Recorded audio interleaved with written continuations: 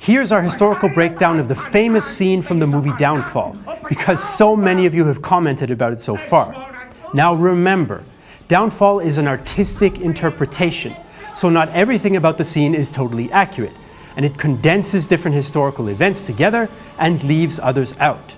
It's late April, and the Red Army is at or already within the city limits of Berlin. We're in the Reichskanzlei bunker in Berlin's Wilhelmstraße, and that means there is less than 40 kilometers between the Red Army and Hitler's headquarters. Es ist dem Feind gelungen, die Front in breiter Formation zu durchbrechen. Generalleutnant der Waffen-SS Hermann Fegelein enters the packed planning room. He was the brother-in-law of Hitler's soon-to-be wife Eva Braun and a devoted Nazi. Im Süden hat der Gegner Zossen genommen und stößt auf Stahnsdorf vor. On the map, we can see that the Soviets have already surrounded the city on 3 sides. Their armored spearheads are racing to close the ring and cut off any chance of reinforcement from the outside.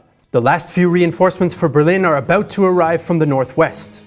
They are members of the 33rd Waffengrenadier Division der SS Charlemagne and are mainly French soldiers fighting for the Germans. Der Feind operiert jetzt am nördlichen Stadtrand zwischen Frohnau und Pankow.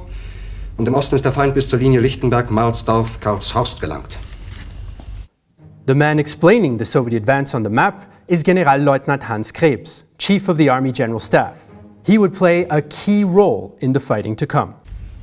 Mit dem Angriff Steiners wird das alles in Ordnung kommen.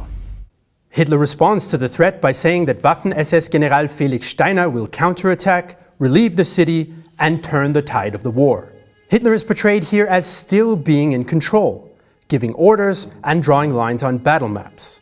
But Steiner's 3rd Germanic SS Panzer Corps and the other understrength units that comprise the Armeegruppe Steiner only properly existed on paper. Communication breakdown, constant retreat, and a lack of equipment and experienced troops make it nearly impossible to maintain contact with the general staff in the bunker.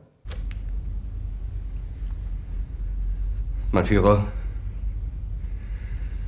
Steiner. Krebs is clearly afraid to deliver the bad news. He's just been on the phone with Steiner and told him to link up with General Wenck's forces. This would allow the 9th Army to break out and form a cohesive defense of the city. But Steiner told Krebs the attack was pointless, and neither he nor Wenck had the forces required to break the Soviet grip on the city. Steiner konnte nicht genügend Kräfte für einen Angriff massieren. The man who steps in and explains the situation is Generaloberst Alfred Jodl, Chief of Operations Staff for the Armed Forces High Command and nominally in charge of the defense of the country. He'd been close to Hitler's planning since the very start of the war. Der Angriff Steiner ist nicht erfolgt. Hitler's hand is shaking, as it often did towards the end of the war. Es bleiben im Raum Keitel, Jodl, Krebs und Burgdorf. He orders everyone to leave the room, except Jodl, Krebs, Keitel, and Burgdorf. Basically, the highest-ranking generals on his staff. But despite Hitler's clear orders, Joseph Goebbels and Martin Bormann stay behind as well. Goebbels' Ministry for Propaganda was still hard at work, trying to convince the defenders that miracle weapons would soon come to their aid. Goebbels' wife and children were all in the bunker as well. Martin Bormann was a high-ranking Nazi Party member close to Hitler. He was partially in charge of the Volkssturm, a last-ditch militia of old men and young boys that were sent to defend Berlin. But Bormann did not leave the bunker to command them.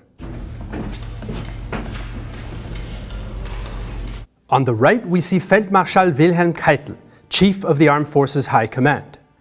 Keitel was a loyal follower of Hitler's. He believed in Hitler's strategic genius and earned his job because of his faith in Nazi ideology and the Führer. Das war ein Befehl! Der Angriff Steiners war ein Befehl!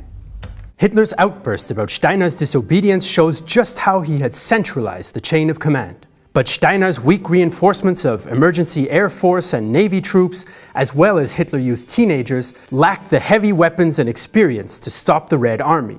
So Steiner simply sent them back. Wer schickt Sie, dass Sie es wagen, sich meinen Befehl zu widersetzen? So weit ist das also gekommen. The woman on the right is Traudl Junge, one of Hitler's secretaries. Right up until the end, the bunker was staffed with civilian workers like cooks, secretaries, and others. Das Militär hat mich belogen! Jeder hat mich belogen, sogar die SS! Die gesamte Generalität ist nichts weiter als ein Haufen niederträchtiger, treuloser Feiglinge! Hitler's not wrong that he'd been lied to.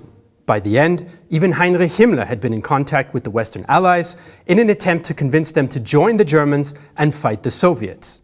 The other SS generals like Steiner knew about this, but Hitler did not. By now, these attempts had failed, and many high-ranking SS men were out to save themselves.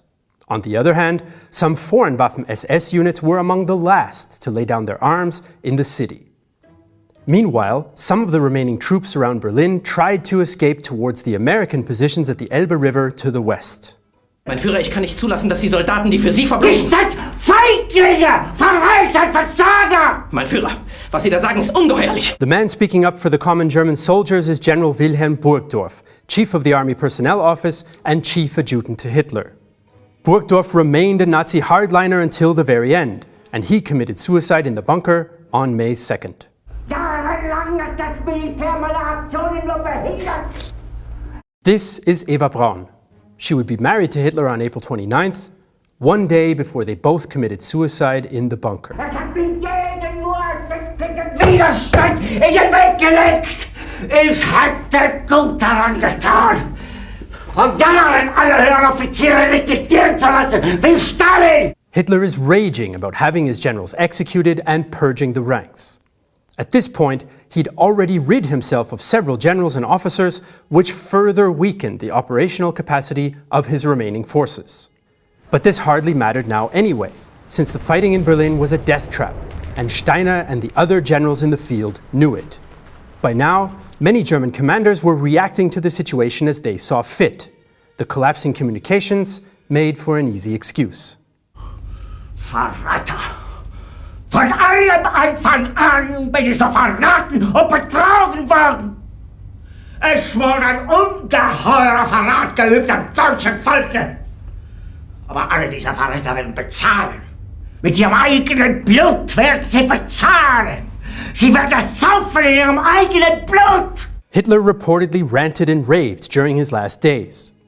He randomly called generals and ordered them to send all their troops to the city, and dreamed that Göring's personal army would come to the rescue. But obviously, there was no chance of any of this. Aber wenn Sie, meine Herren, glauben, dass ich deswegen Berlin verlasse, irren Sie sich gewaltig. Eher jage ich mir eine Kugel durch den Kopf. Hitler's fate has been the subject of endless conspiracy theories. It's clear that he decided to stay and commit suicide in Berlin rather than to escape or die fighting. Though some argue he considered these options or that preparations for an evacuation were carried out by his staff. Tun Sie, was Sie wollen. This movie scene compresses Hitler's ultimate realization that the war was lost, which in reality was a process that took much longer than a few minutes. On April 28th, the last attempts to relieve the city were considered, but the military situation had been lost long before. Hitler and Eva Braun committed suicide on April 30th, and Berlin was surrendered 2 days later.